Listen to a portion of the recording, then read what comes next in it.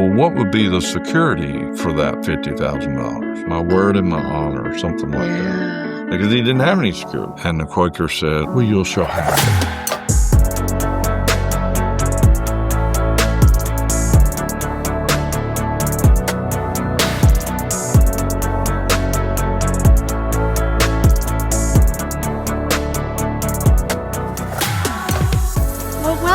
To Insights with Marcia. We are so glad to have you here today.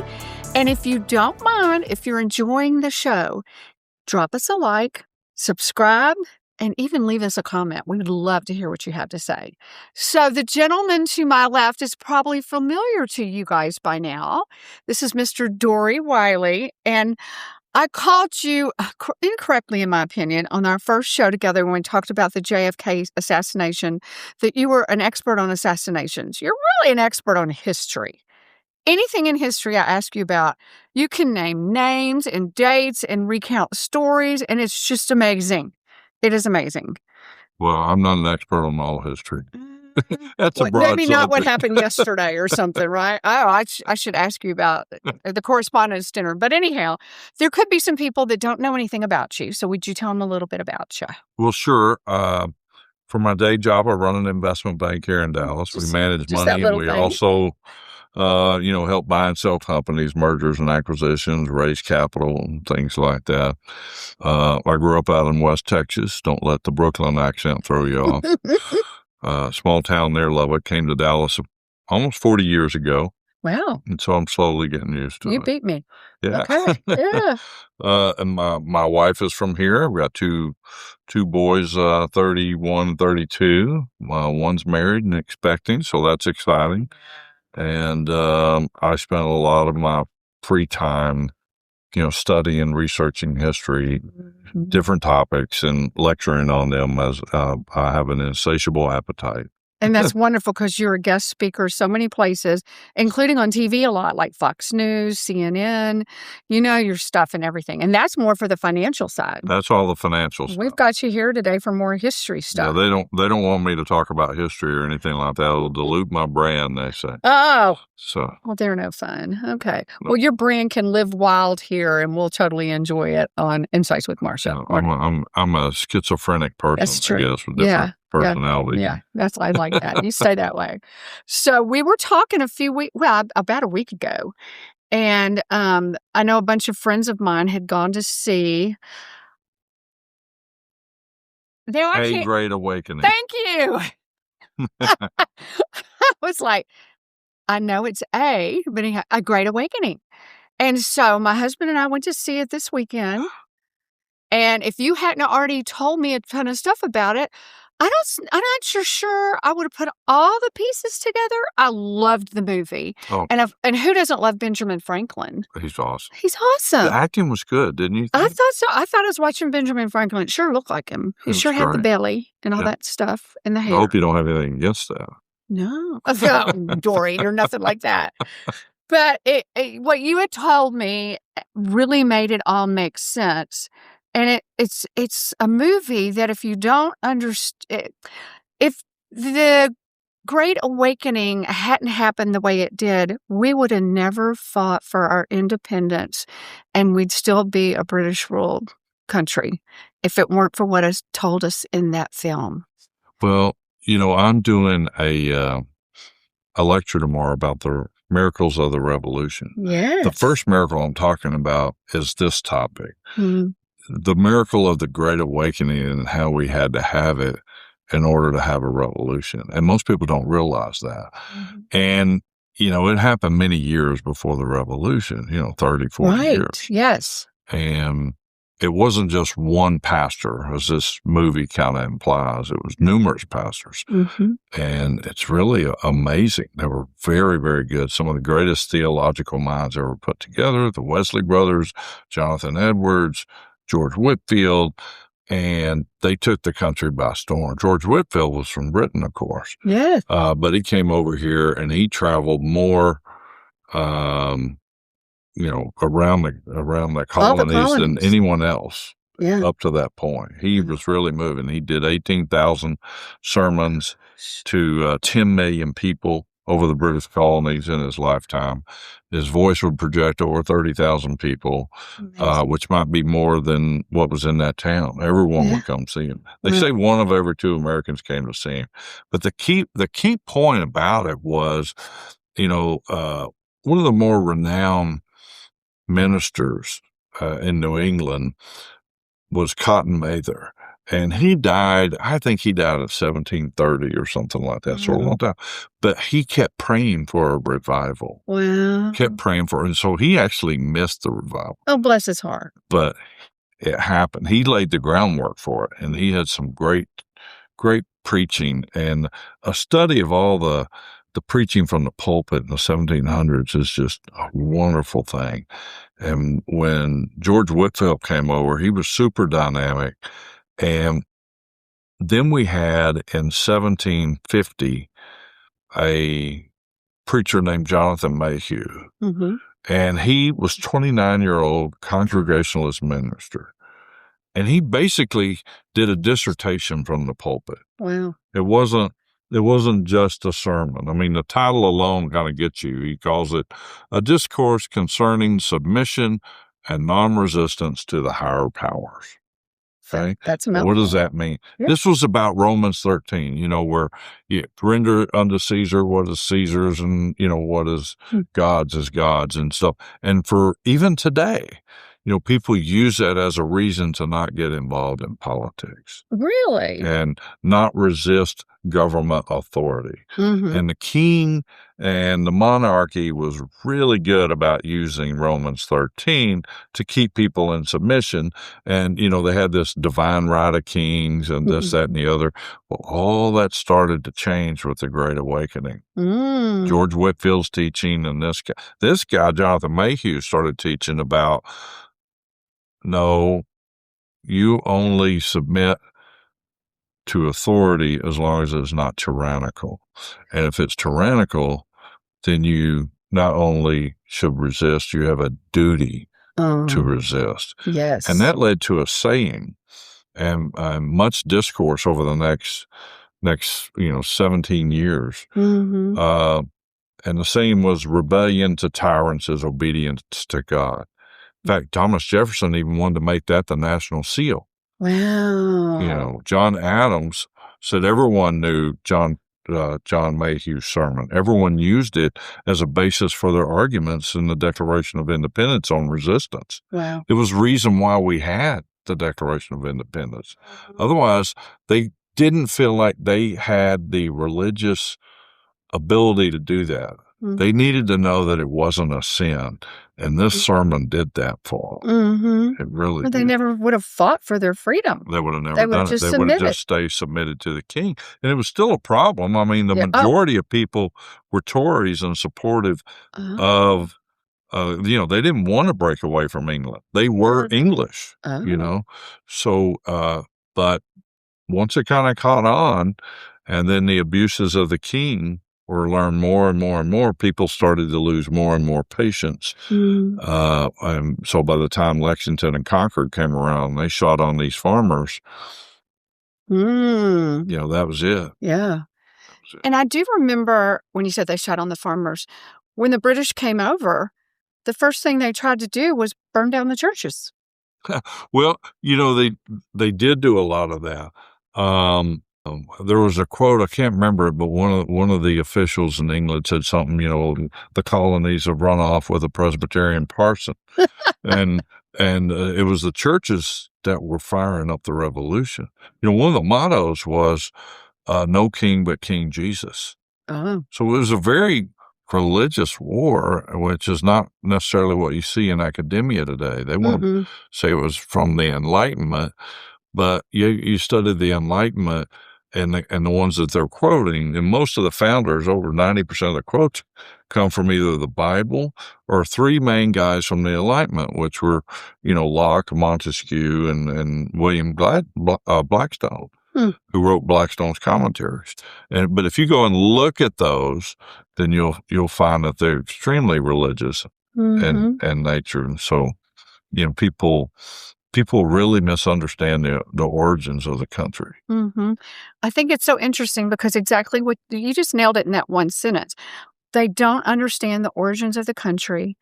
And if we take away the origins that made us a strong country for 200, close to 250 years, then can we expect it to still be strong? And there's so many people that and we need to get to the separation of church and state. There's so many people that want to take religion and faith and Christianity out of our country. But hello, that's what made it. Everything used in the Constitution was what one of those preachers had said. It was, that's our foundation. So all these people that just think you can do it without it, they're being misled. Well, let's you and I create a country. Okay. Oh, let's do that. Let's do that. Okay. We have a clean slate. We're going to create a country. Okay.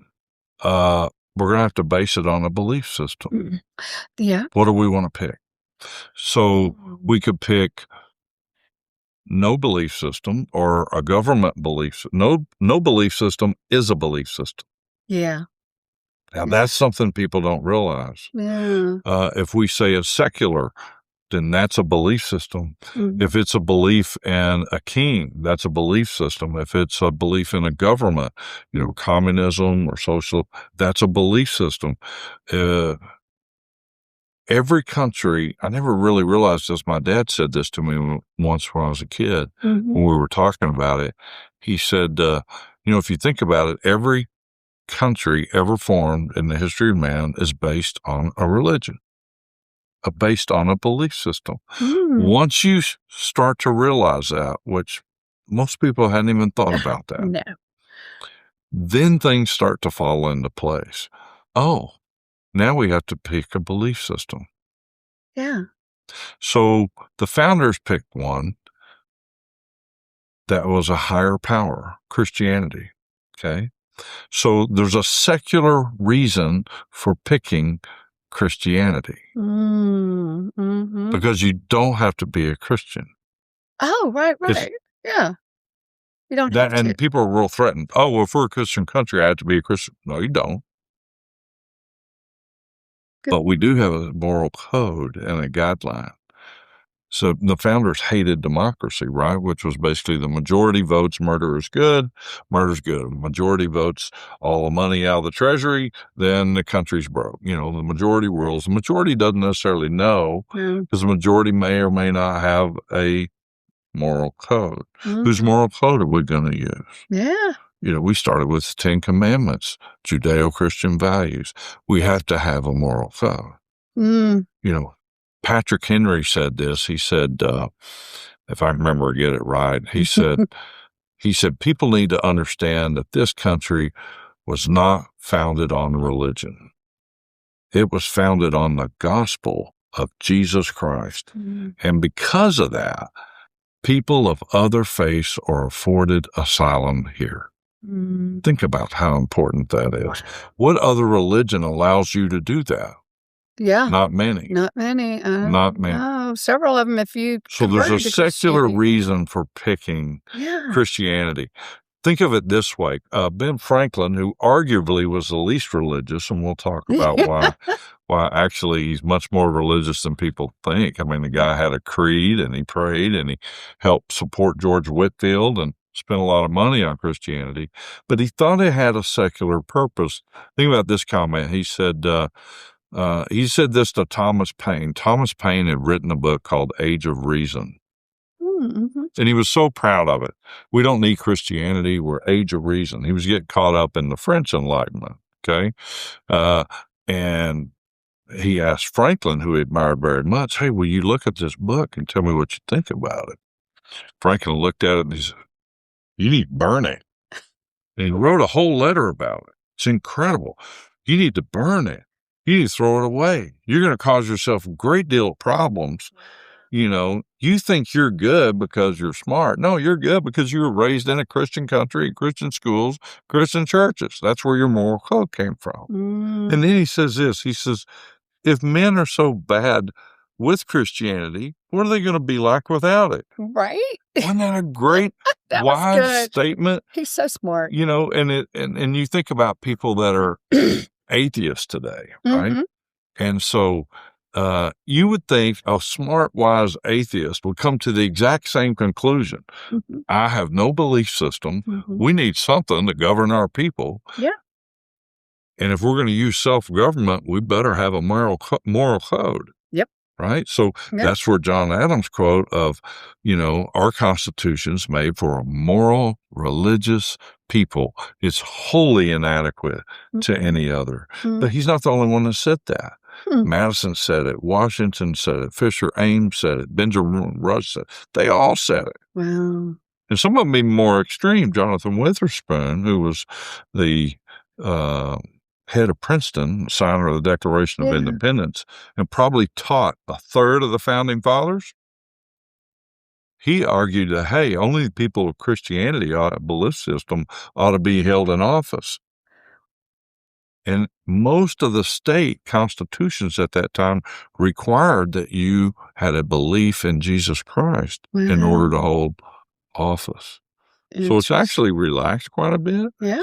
But the point is, you have to have a moral code. Yeah. You have to have the government answer to someone higher than itself. Otherwise, the government becomes tyrannical. Yes. So if you think about today, some of the problems we have in the government is because they're unanswerable.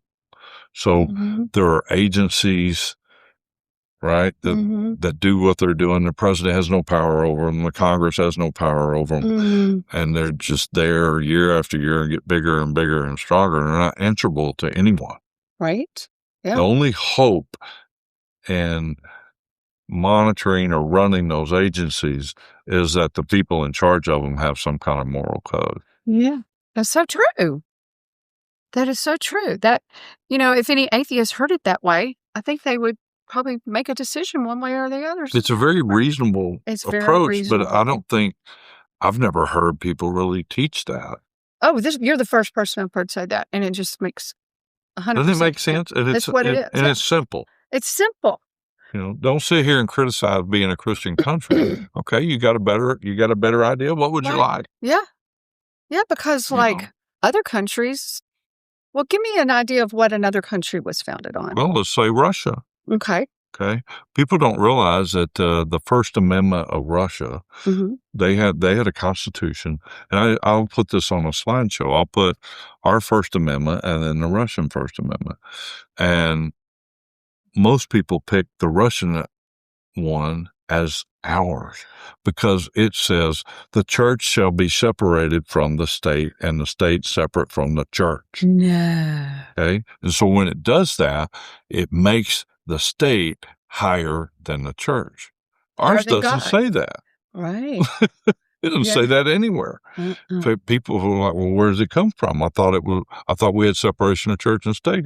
That came from a letter to the Danbury Baptists where Jefferson, who wasn't even at the Constitutional Convention, in the letter, he says, I'm no constitutional scholar, but you don't have to worry. We're not going to have a church sponsored state like we did in England. It'll be neutral. There'll be a wall of separation of church and state. But it doesn't mean that.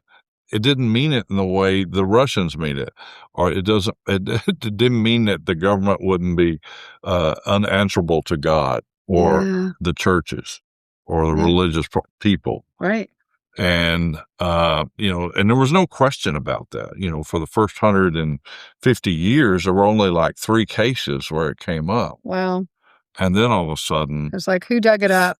10,000 cases show up in the last 70 years, and they don't understand it. Yeah. They don't understand it at all, and they're threatened by it. Yeah. But they're threatened by it, but if they would sit back and go to our original conversation, which is, well, wait a minute, we have to have some kind of religion and belief system. We got to listen to what Franklin said. And to finish our story about Thomas Paine, he ignored him. He published the book, and guess what? He was ostracized. It wrecked him. He was buried in an unmarked grave and moved back to England to depress the rest of his life. Oh. They would not tolerate that book. It was a shame. You should believe anything Benjamin Franklin said. So here the guy who wrote Common Sense. These are the times that try men's souls. And then yet he wrote Age of Reason, trying to be an intellectual, and it wasn't quite as intellectual as he thought. Yeah. Okay. So if people watch the movie, they're going to see a lot of Ben Franklin, which is fabulous. But you were talking about his road to Christianity. Well, Ben Franklin's interesting because there's a pretty good argument that he questioned the deity of Christ. Now, some people might say he's doing that in apologetics form. We know that happened with Jefferson. So if you go to the American Atheist Society and you'll find a letter or a quote from Jefferson, you should question the very existence of God. But then you look at it and it comes from a letter that he wrote to his nephew, Peter Carr, and you read the rest of the context of the letter. By questioning the existence of God, you will prove his existence. Wow. So people take things out of context and and if you don't know your history, you're cooked. Yes. Right? Same thing with the Bible, right? Yes. You have people that are really smart about the Bible, but they'll take things out of context and go, hey, where's the last part of Mark, huh? And do you know about that? What? Was a part of the Bible missing?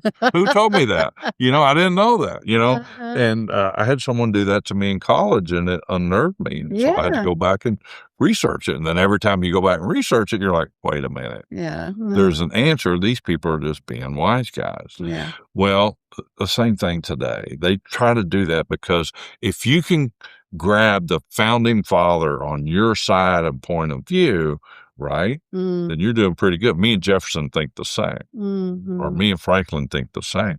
So they will go after those two from a historical perspective and say, we're not a Christian country. But the arguments don't really hold up. Franklin wrote his own book. He had an Apostles' Creed. He said he prayed every day. That's pretty good for an atheist. Yes, it is. And then when you look at his speech, right, which they quoted the whole speech in the movie, which just brought me to tears because it's my favorite speech of that time period. He saves the Constitutional Convention through prayer based on what? A God that governs in the affairs of men.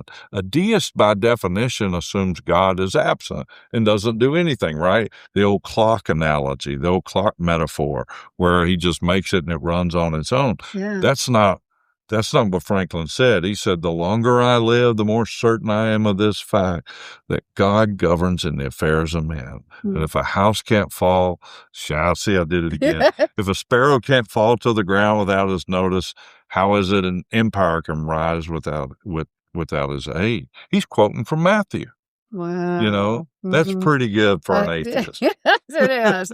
Yes, it is.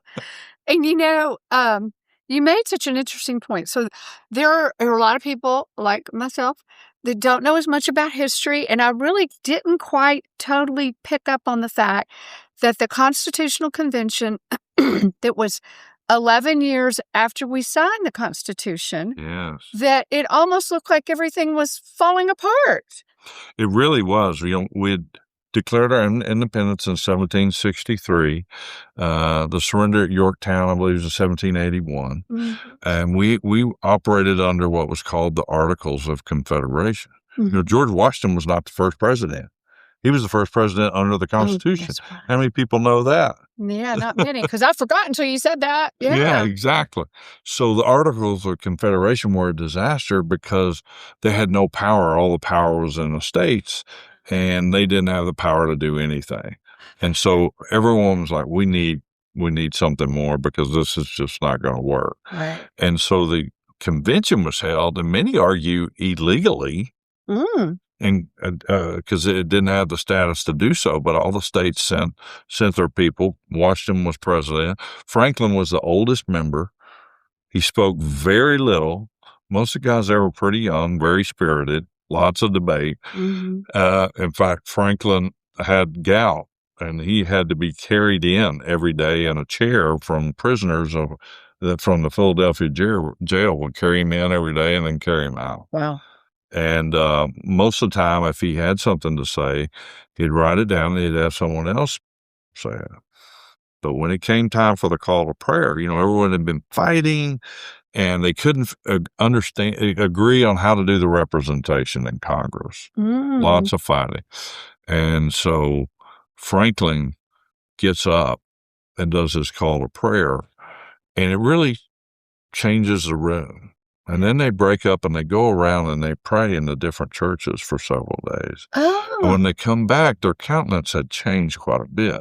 When you and I stand and pray together or kneel and pray together for several days, we're not yelling at each other anymore. Right. Same way as a couple, right? Yeah. With your husband, you're not if you're praying, it's hard to fight. Yes.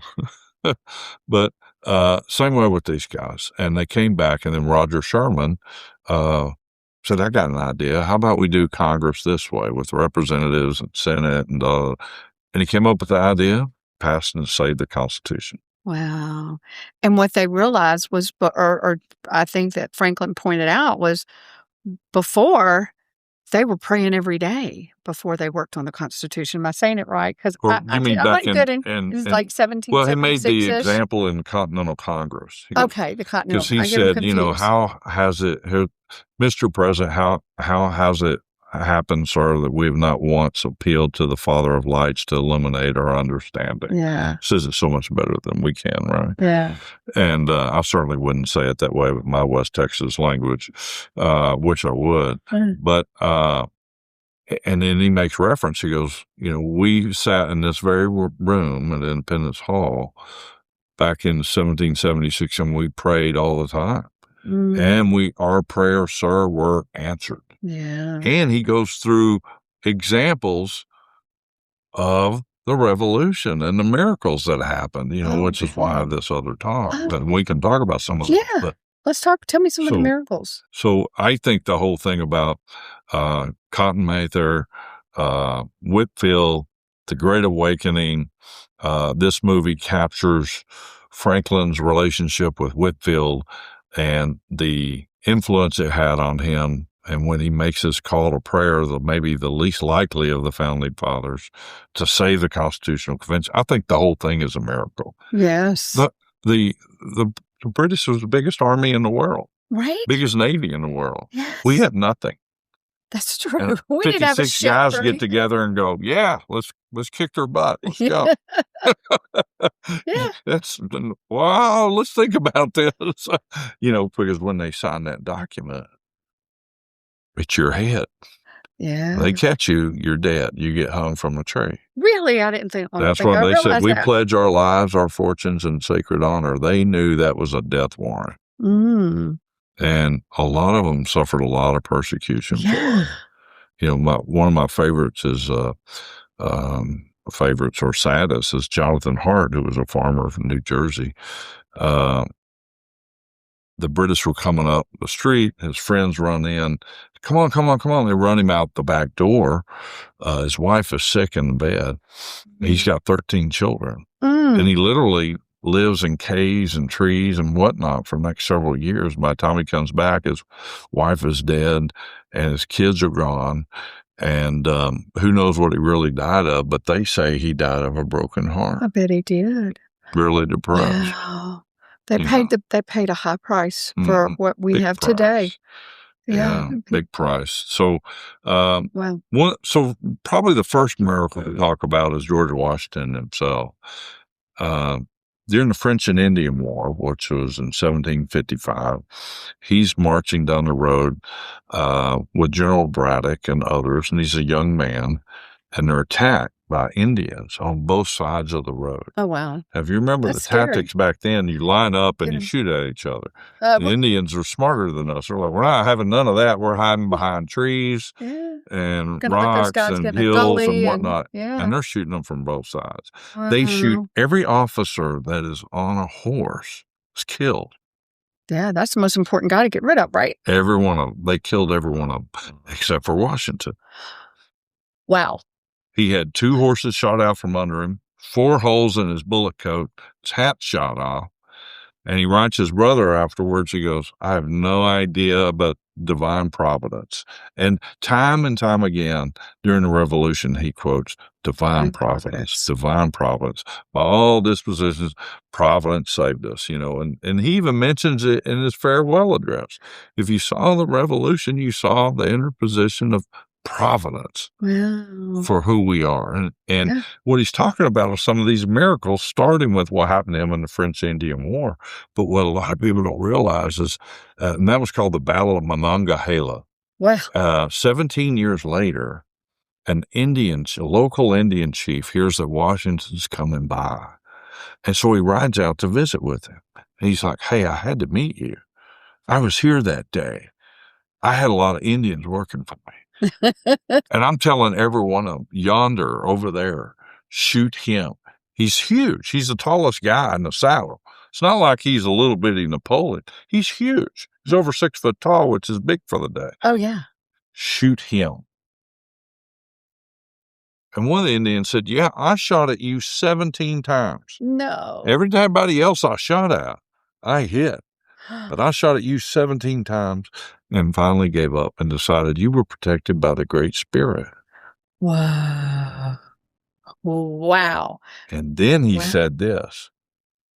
This is in, so what is 17 after 1755? So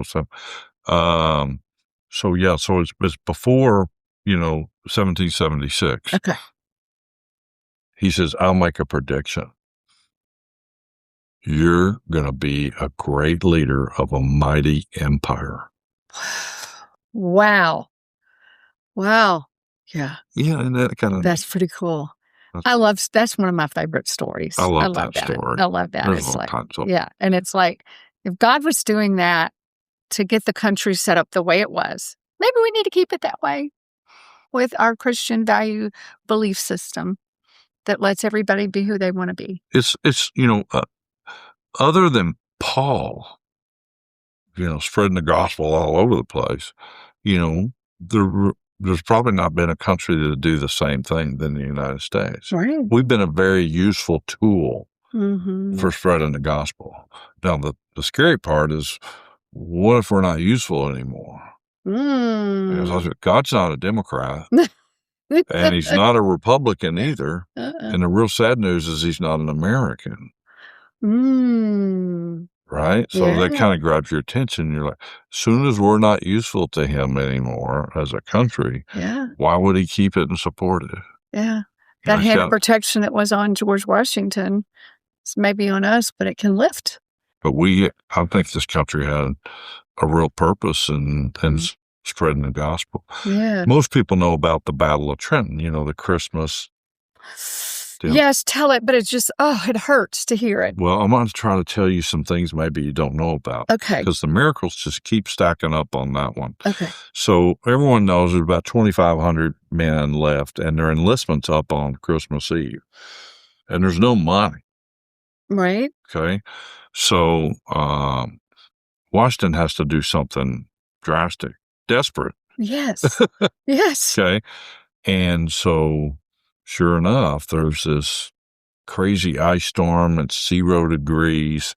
There's 3 groups of the army that are supposed to go across Trenton. Only Washington's group got across. The other 2 didn't make it. Ooh. So he's a little short-handed.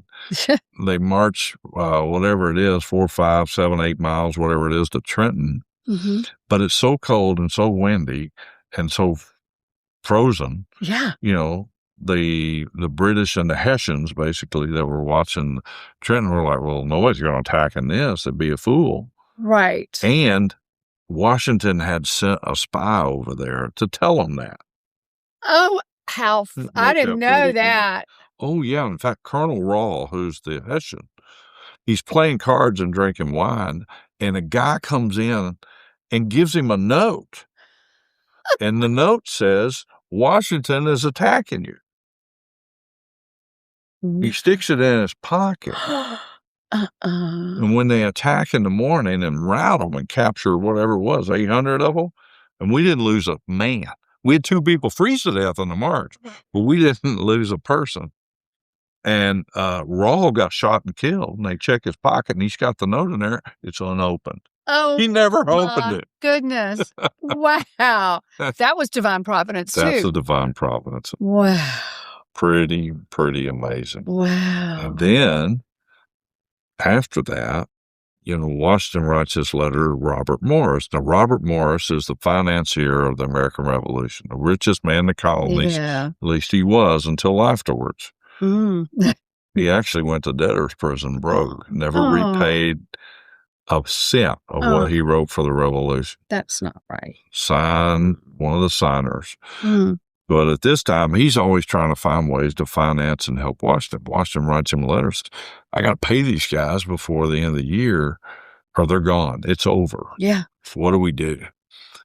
This is amazing. I want you to imagine this happening to you. Morris is despondent. I've no more money. I have no more credit. What am I going to do? So he goes outside late at night and he's walking along the docks. And he meets up with this Quaker. And the Quaker looks at him and says, why the long look on your face? What do you look, what's up? He says, I'm just, here's what's going on. We have money we're going to lose and the whole revolution's going to be over. And he says, well, how much do you need? And he said, well, I need $50,000. Now that's a few lot. $1 million today. Yes. Okay. Yes. So it's a lot of money. And, the Quaker says, well, what would be the security for that $50,000? And Morris says, what was it? He said something in my honor, my word in my honor, or something like that. Because he didn't have any security. Right. Yeah. And the Quaker said, well, you shall have it. So can you imagine you just walking out in the middle of the night somewhere in Dallas and somebody go, oh, your word and your honor? Okay, here's $1.5 million. Divine in the providence. Middle of a war. Divine providence again. I wonder if it was an angel. You know what's weird is the name of the Quaker is lost to history. We don't know who it was. That is, Clarence, ring the bell, right? Yes. I like that story. Yeah. That's an interesting story. That is a But there are lots of those about the American Revolution, and they just go on and on. And it's just so validating to me. It is fascinating. It's like everything that happened, God was a part of it. So when you're seeing that movie, that's what Franklin's talking about. So we saw all these miracles happen in the Revolution, and we thank God for them, and we fasted, and we prayed, and we're in here, and we're not even asking for him to help us. And what does he say? We're groping around in the dark for political understanding, barely recognizing it when it's in front of us. Yes. Huh. I'll be darned. That makes such sense. Okay. Can I have one more story? Yes. Okay. Let's go with, I might give you two. Okay, I'd love to. But one of them is the Battle of Brooklyn. Now, if you've been to New York, so you know how Manhattan is, and it has a little tail on it, and the Hudson is on the west side, and the East River is on the right side, and the East River separates Manhattan from Brooklyn or Long Island. Yes. Okay? Yeah.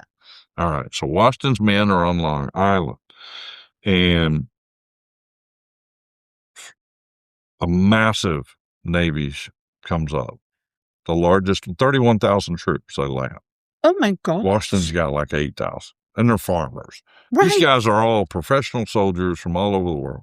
Jeez. They land on Long Island, and it is a massacre. They attack them, and it's horrible. I hate to get into it, but, I mean, they don't give them any quarter.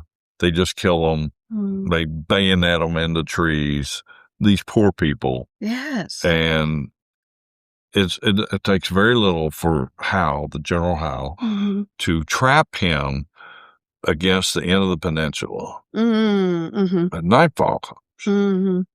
And for some reason, Howe hesitates. He should just finish it. The revolution's over right there. Yes. Yes. But he doesn't. He hesitates. And historians have been debating for years, why did he do this? Well, did he feel sorry for him? Yeah. Or was he just so overconfident? It doesn't make any sense at all. But he hesitated and gave him 2 days. Wow. He decided to just dig ditches and starve them out. I guess he just thought, well, they're beat. Yeah. They'll quit. Yeah. Why should I lose any more? Yeah. I don't know. But whatever he did that. But he could have finished it. Well, the strangest thing happens. Howe tries to get 5 ships to come up the East River to kind of clog it. Right. And as soon as he does that, a wind comes and keeps them out.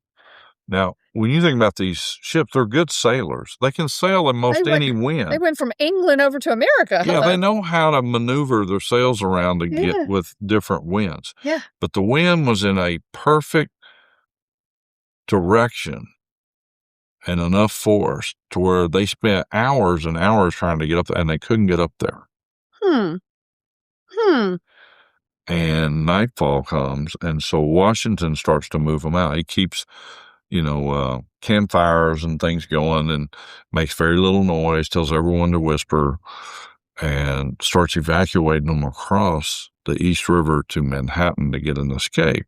Love it. The problem was he doesn't have anyone out. Sun's coming up. Oh, no. Oh, no. And then fog comes. No. And the fog is only on that part of the river. It's only on Long Island. It's only on Brooklyn. It's not on Manhattan. It's clear as a day over there. Oh, my. But they said you couldn't see 6 feet in front of you. It's very soupy fog. Whoa. And its fog stays just long enough as the daylight comes to where Washington was the last man over. Oh. It lifts right after that. Howe and his men go up. They don't find him. And they're like, he's escaped. And it's like the Dunkirk from World War II, the big escape from France. Yes. That was huge. Saved, thousands and thousands of lives.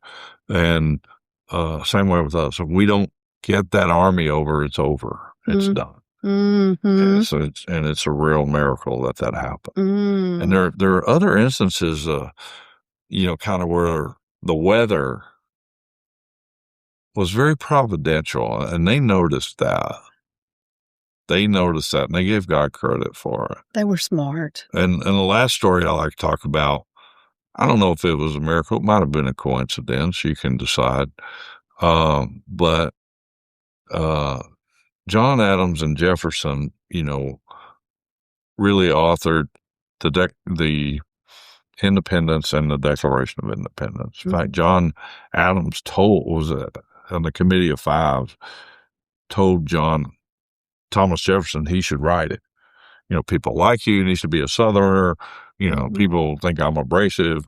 Well, and you write better. So he wrote it. I always kind of thought John Adams wished later on, man, I should have wrote that. He got a lot of credit for that. And Jefferson was so proud of it, he put it on his epitaph. Oh, wow. He, author of the Declaration of Independence and founder of the university. He didn't put president. Wow. So that's how big a deal it was to him. Yes. Now, having said that, there was a lot of input into the Declaration of Independence, but that's fine. But when they ran against each other, when Jefferson ran for president, it was a terrible, terrible mudslinging affair. And they said awful things about each other, particularly Jefferson on Adams. And but it went both ways. In fact, Adams was so mad he left during the inauguration and didn't welcome him. And they didn't speak. It was either 12 or 17 years, but they didn't speak to each other again. And Benjamin Rush, who was one of the top 3 founding fathers, most people don't know him, father of American medicine and all kinds of things, said he had a dream that he needed to get these two back together. So he spent 2 years working on it. And then when they started writing again, like 158 letters. It's some of the best correspondence that historians have to read. Yeah. And they reminisced and they talked about, how this miracle happened and how this happened and how they were amazed that it happened and, what are the threats to the country going forward and blah, blah, blah, blah, blah. And they did this all the way up until they died. Wow. And they happened to die on the same day, which was July 4th, 1826, 50 years to the day of the signing. Oh, my. That's crazy. And John Adams' last words were, "Jefferson lives," which he was wrong. Jefferson had died a few hours earlier. Oh, my gosh. Now, that's a wild story. And 50 years to the day. 50 years to the day. Wow. That's cool. That's very cool. Okay, Dory, you got to come back some more. Your stories are just amazing. And tell everybody they need to go see the movie. They need to go see the movie. Yeah. And if so, I'm concerned, if they don't know a lot of the background, they ought to read a little bit about Franklin's prayer at the Constitutional Convention and a little bit about why the Great Awakening was important to the founding. Mm-hmm. And then that movie will mean a whole lot to them. Yes. Because I don't know about you, but, when they started talking about Whitefield, I leaned over to my wife and I said, well, they can't imitate this guy. He's bigger than Elvis. He's bigger than Billy Graham. And, both of them times 20 wouldn't be George Whitefield. They can't imitate him.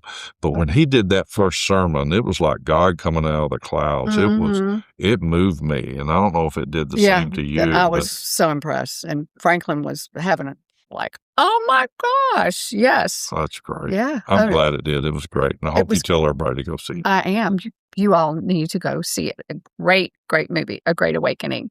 And it's still in the theaters right now as we're talking, but soon it should be on cable. I want to go see it in the theater again. Yeah, I know. I really liked it. Yeah. And I hope we get more movies like that. I agree.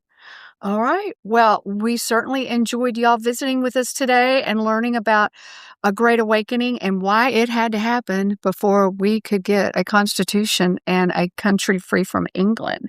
So if you liked this episode, drop us a like, give us a comment, and subscribe. And we will see you next time on Insights with Marcia.